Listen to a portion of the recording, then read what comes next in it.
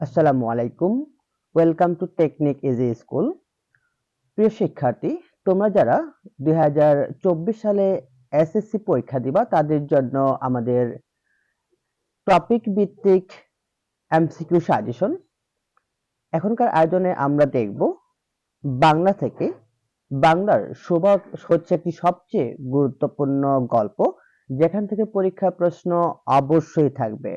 তাই আমরা এখনকার আয়োজনে শোভা থেকে যে প্রশ্নগুলো আমাদের পরীক্ষার জন্য গুরুত্বপূর্ণ সেই প্রশ্নগুলোকে নিয়ে আলোচনা করব। আমরা এমসিকিউ এবং সৃজনশীল দুইটি টপিককেই আলাদা আলাদা করে নিয়ে আলোচনা করব। 1 নম্বর প্রশ্ন, কে শোভার মর্যাদা বুঝতে পারত? শোভার মর্যাদা বুঝতে পারত প্রতাপ। 2 নম্বর প্রশ্ন, শোভা রাতে ঘর থেকে বের হয়ে কোথায় লুটিয়ে পড়ে? শোভা ঘর থেকে বের হয়ে নদী তটে লুটিয়ে পড়ে। 3 নম্বর প্রশ্ন, বাণীকণ্ঠ দুই বেলায় কি খেত? বাণীকণ্ঠ দুই বেলায় মাছ ভাত খেত। কপোল শব্দটির অর্থ কি? কপোল শব্দটির অর্থ হলো গাল। শোভার পিতার নাম কি? শোভার পিতার নাম হলো বংশীকণ্ঠ। শোভার পিতার নাম হলো বাণীকণ্ঠ। 6 নম্বর প্রশ্ন, পিতামাতা মনে যে সে সর্বদাই জাগরুক ছিল কে? পিতামাতার মনে সে সর্বদাই জাগরুক ছিল শোভা। শোভার চোখের বাসা কেমন? শোভার চোখের বাসা ছিল অসীম উদার। শোভা সঙ্গীদের মধ্যে বাসা বিশিষ্ট জীব কে? শোভার সঙ্গীদের মধ্যে বাসা বিশিষ্ট জীব হলো প্রতাপ। শোভা রাতে ঘর থেকে বের হয়ে নদী তটে লুটিয়ে পড়ে কখন? লুটিয়ে পড়ে যখন শুক্লা দ্বাদশীর রাত্রিতে। প্রতাপের প্রধান শখ কি?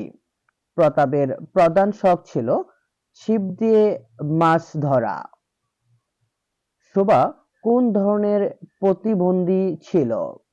শোভা ছিল বাক প্রতিবন্ধী। রবীন্দ্রনাথ ঠাকুর কত খ্রিস্টাব্দে জন্মগ্রহণ করে? রবীন্দ্রনাথ ঠাকুর জন্মগ্রহণ করে 1861 খ্রিস্টাব্দে। রবীন্দ্রনাথ ঠাকুর কত বঙ্গাব্দে জন্মগ্রহণ করে? রবীন্দ্রনাথ ঠাকুর 1268 বঙ্গাব্দে জন্মগ্রহণ করে। বিশ্বকবি রবীন্দ্রনাথ ঠাকুরের পিতার নাম কি? বিশ্বকবি রবীন্দ্রনাথ ঠাকুরের পিতার নাম হলো মহর্ষি দেবেন্দ্রনাথ ঠাকুর।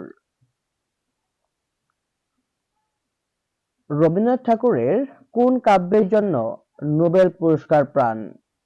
রবীন্দ্রনাথ ঠাকুর তিনি তার গীতাঞ্জলি জন্য নোবেল পুরস্কার পান। রবীন্দ্রনাথ ঠাকুরের কত খ্রিস্টাব্দে মৃত্যুবরণ করেন? রবীন্দ্রনাথ ঠাকুর মৃত্যুবরণ করেন 1941 খ্রিস্টাব্দে। সুভাষিনীর নাম কে রাখেন? সুভাষিনীর নাম রাখেন সুভাষিনীর বাবা। সুভাষিনী অর্থ কি? সুভাষিনীর অর্থ হলো মধুরভাষী। সুভাষিনীকে সকলে কি নামে সংক্ষেপে ডাকে? সুভাষিনীকে সকলে সুভা নামে সংক্ষেপে ডাকে। সুকেশিনী ও সুহাসিনীর সাথে সুভাষিনীর সম্পর্ক কি? সম্পর্ক হলো বোন। দস্তুর মতো অনুসন্ধান ও অর্থব্যয় কার বিয়ে হয়ে গেছে? দস্তুর মতো অনুসন্ধান ও অর্থব্যয়ে বিয়ে হয়ে গেছে শোভার বুনদের। তখন কে জানিত সে বোবা হইবে। এখানে কার কথা বলা হয়েছে? এখানে বলা হয়েছে সুবাসিনী অর্থাৎ সুবার কথা বলা হয়েছে। সে কথা বলতে পারে না। এখানে যাকে নির্দেশ করা হয়েছে, এখানে নির্দেশ করা হয়েছে সুবাসিনীকে। সুবা অবসরে কোথায় বসে থাকে? সুবা অবসরে নদী তীরে বসে থাকে। প্রকৃতি কার বাসার অভাব পূরণ করে দেয়? প্রকৃতি সুবাসিনীর বাসার অভাব পূরণ করে দেয়। সুবার হয়ে কথা বলে কে? সুবার হয়ে কথা বলে প্রকৃতি। সুবা গল্পে অনুসারে প্রকৃতি শব্দ এবং বিচিত্র গতি কি? সুবা গল্প অনুসারে প্রকৃতির শব্দ ও বিচিত্র গতি হলো বুবার বাসা। সুবাদের গোয়ালে কয়টি গাবি? সুবাদের গোয়ালে ছিল 2টি গাবি। সর্বশী ও পাঙ্গুলি কিসের নাম? সর্বশী ও পাঙ্গুলি এগুলো হলো গাবির নাম। কার পদশব্দ গাবি দুটি চিনত? সুবার পদশব্দ গাবি দুটি চিনত। মানুষ অপেক্ষা সুবাকে ভালো বুঝতে পারত সুবার গাবি দুটি। সুবা নিয়মিত কতবার করে গোয়াল ঘরে যায়?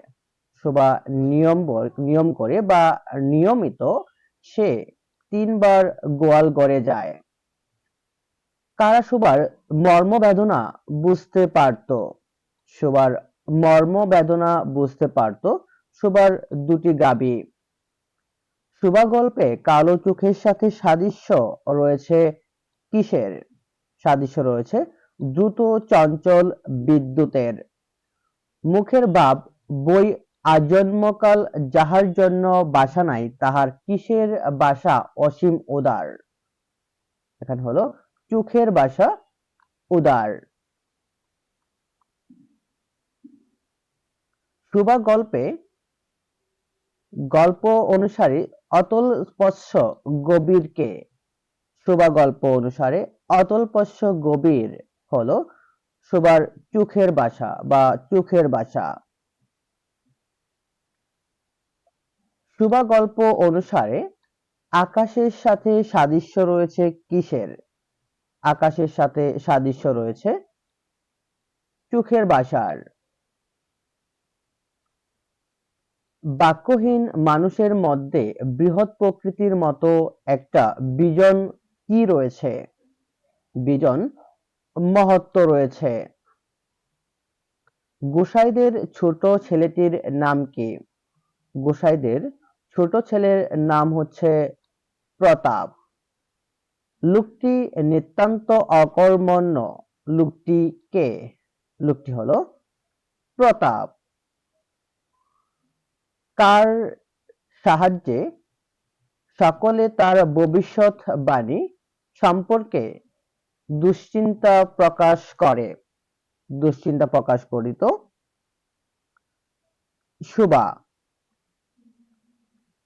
এই জন্য তাহার সাক্ষাতে সকলে তাহার ভবিষ্যৎ সম্বন্ধে দুশ্চিন্তা প্রকাশ করিত। দুশ্চিন্তা প্রকাশের কারণ কি? কারণ সুবা বোবা। সাধারণের দৃষ্টিপথ থেকে কে নিজেকে গোপন করে সাধারণ সবসময় চেষ্টা করে রাখত? সাধারণ দৃষ্টিপথ থেকে নিজেকে গোপন করে রাখতে চেষ্টা করত সুবা। সে সবসময় নিজেকে আড়াল করে রাখত। সবাই ভুলে গেলে কে বাঁচে? সবাই ভুলে গেলে সুবাসিনী বেঁচে যায়। কোনটি কেউ কখনো ভুলে না? কেউ কখনো ভুলে না বেদনা। কন্যার কোনো অসম্পূর্ণ দেখলে কে সেটাকে নিজের লজ্জার কারণ বলে মনে করে? মাতা। কে সুবাকে সুহাসিনী ও সুকেশিনী অপেক্ষা বেশি ভালোবাসত? বেশি ভালোবাসতো তার পিতা। সুবার কি ছিল না? সুবার ছিল না কথা। সুদীর্ঘ পল্লব বিশিষ্ট বড় বড় দুটি চোখ ছিল কার? ছিল সুবার।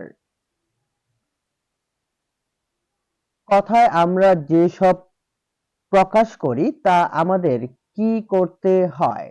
কথায় আমরা যে ভাব প্রকাশ করি তা আমাদের ভালোবাসতে হয়। কখনো উজ্জ্বলভাবে জ্বলিয়া উঠে কি? উজ্জ্বলভাবে জ্বলিয়া ওঠে কালো চোখ। অস্তমান চন্দ্রের মতো অনিমেষভাবে চেয়ে থাকে কি? চেয়ে থাকে কালো চোখ। বাণীকণ্ঠের বাড়ি কেমন? বাণীকণ্ঠের বাড়ি ছিল আটচালা। কখন প্রতাপকে মাছ ধরতে দেখা যায়? প্রতাপকে মাছ ধরতে দেখা যায় অপরাহ্নে। পূর্ণিমা প্রকৃতির সাথে নিঃসঙ্গতার দিক থেকে সাদৃশ্য রয়েছে সুবার। বাণীকণ্ঠের কি ছিল? বাণীকণ্ঠের ছিল শত্রু। বাণীকণ্ঠ ফিরে এসে সবাইকে নিয়ে কোথায় যাওয়ার কথা বলে? কলকাতায় যাওয়ার কথা বলে। প্রতাপ সুবাকে কি পাওয়া গেছে বলে? প্রতাপ সুবাকে বর পাওয়া গেছে বলে। মুখ বলতে বোঝায়, মুখ বলতে বোঝানো হয় বোবা। চাঁদের পরিপূর্ণ রূপ হওয়ার সময়কে কি বলে? বলে পূর্ণিমা তিথি। গণ্ডদেশ অর্থ কি? গণ্ডদেশ অর্থ হলো চোখের পাতা। সুবা গল্পটি রবীন্দ্রনাথ ঠাকুরের কোন গল্প থেকে সংকলিত? এটি রবীন্দ্রনাথের গল্পগুচ্ছ থেকে সংকলিত। বাণীকণ্ঠের পেছনে শত্রু লাগার কারণ কি? শত্রু লাগার কারণ ছিল এখানে বাণীকণ্ঠের সচ্ছলতা এবং দুই বেলায় মাছ ভাত, অর্থাৎ সঠিক উত্তর হচ্ছে ১ এবং ৩। সুবা গোসাইদের ছেলে প্রতাপকে আশ্চর্য করতে চাইতো কারণ কারণ হলো নিজের গুরুত্ব প্রকাশের আশায় এবং মনে জায়গা করে নিতে, অর্থাৎ সঠিক উত্তর ১ এবং ৩। এই ছিল আমাদের সুবা থেকে যে গুরুত্বপূর্ণ প্রশ্নগুলো ছিল পরীক্ষার জন্য, সেগুলো। আশা করছি এখান থেকেই পরীক্ষায় আপনাদের শতভাগ কমন থাকবে। আমরা প্রতিটা টপিক ধরে ধরে সবগুলো সাবজেক্টেরই এমসিকিউ এবং সৃজনশীলগুলো আপনাদের দিয়ে যাব। তাই টেকনিক ইজি স্কুলের সাথে থাকুন। আসসালামু আলাইকুম।